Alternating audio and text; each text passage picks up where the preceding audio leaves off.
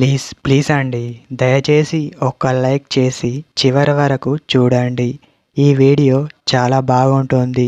ఏమేమో వీడియోలు చూస్తూ లైక్స్ కొడుతుంటారు, కానీ లైఫ్లో జరిగే వాటి గురించి చెప్తే ఎవరు లైక్స్ చేయడం లేదు. ఇటువంటి వీడియోస్ కావాలంటే తప్పకుండా లైక్ చేయండి. ప్రతి ఒక్క అబ్బాయికి కామన్గా ఇటువంటి డౌట్ ఉంటుంది. రోజుకు ఎన్నిసార్లు చేసుకోవచ్చు అని ఆలోచిస్తూ ఉంటారు. ఒకవేళ ఆ అబ్బాయికి పెళ్ళి అయితే ఎలాగోలా తీర్చుకుంటాడు. మరి పెళ్ళి కాని అబ్బాయి ఎలా చెయ్యాలి అనుకుంటాడు. ఆ అబ్బాయికి ఫీలింగ్ ఎక్కువగా వచ్చినట్టయితే తను బయటకు వెళ్ళడం, డబ్బులు ఇచ్చి ఫీలింగ్స్ని కంట్రోల్ చేసుకుంటారు. ఇలా అందరూ చెయ్యరు, కొందరు మాత్రమే ఇలా ఉంటారు. సాధారణంగా కొంతమంది అబ్బాయిలు ఎలా ఆలోచిస్తారంటే, అలా బయటకు వెళ్తే ఏమైనా ప్రాబ్లం అనేది వస్తుందా అని కొంతమంది, ఇలా చేయడం తప్పు అని కొంతమంది, అనేక సమస్యలు వస్తాయి అని, ఆరోగ్యానికి అస్సలు మంచిది కాదు, ఇలా అస్సలు చేయకూడదు అని మరికొంతమంది సాధారణంగా ఇలా ఆలోచిస్తూ ఉంటారు.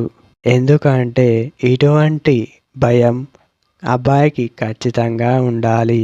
ఎందుకంటే మీరు బయటకు వెళితే మీరు వాళ్ళ దగ్గరికి ఎలా అయితే వెళ్ళారో అలాగే వేరే వాళ్ళు కూడా అలానే వెళ్ళారు.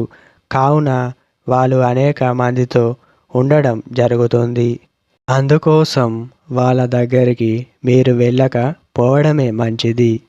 పోయి ఎటువంటి సమస్యను తెచ్చుకోవద్దు, గమనించండి. దీనిని అర్థం చేసుకోండి. ఇలా చేసే బదులుగా మీరే చేసుకోవడం మంచిది. మీరు చేసుకుంటే ఎటువంటి ప్రాబ్లం అనేదే ఉండదు.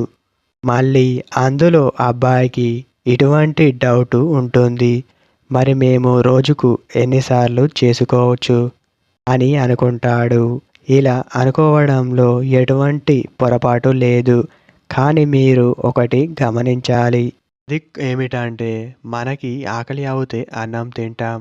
ఇది కూడా అలాగే ఎన్నిసార్లు అయినా చేసుకోవచ్చు. మీకు ఫీలింగ్స్ ఎప్పుడు అయితే వస్తాయో అప్పుడు చేసుకోండి. ఎటువంటి ప్రాబ్లం అనేదే ఉండదు. మరి మీరు ఇక్కడ గుర్తుపెట్టుకోవాల్సింది ఏమిటంటే, మరి ఎక్కువ సార్లు కూడా చేయకూడదు. ఎందుకంటే రోజుకి 2 సార్లు మాత్రమే చేసుకోవాలి. అప్పుడు మాత్రమే ఎటువంటి ప్రాబ్లం అనేదే ఉండదు, గమనించండి. ఎక్కువసార్లు చేస్తే మన బాడీ వీక్గా తయారవుతుంది. అందుకోసమే మంచి ఫుడ్ అనేది మెయింటైన్ చేస్తూ తక్కువ సార్లు చేసుకోవడం మంచిది. గమనించండి, దీనిని గుర్తుపెట్టుకోండి.